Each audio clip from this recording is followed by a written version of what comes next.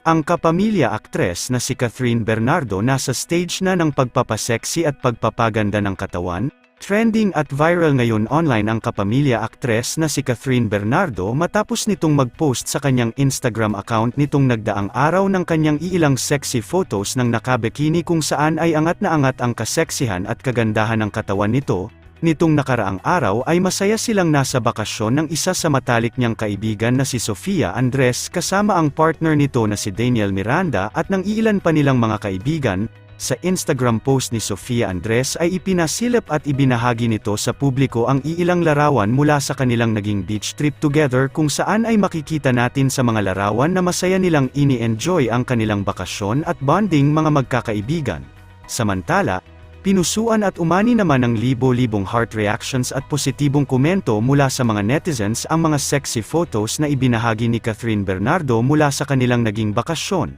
Sa mga larawan ay makikita na talaga nga namang angat na angat ang kagandahan ng katawan ni Catherine Bernardo kung saan ay mas lalo pang ang bumagay sa kanya ang suot nitong mint green na bikini. Marami naman sa mga komento ng mga netizens ang nagsasabing tila naging malaya na nga si Catherine Bernardo magsuot ng mga ganitong klaseng sexy outfits matapos nitong makipaghiwalay sa kanyang ex-boyfriend na si Daniel Padilla.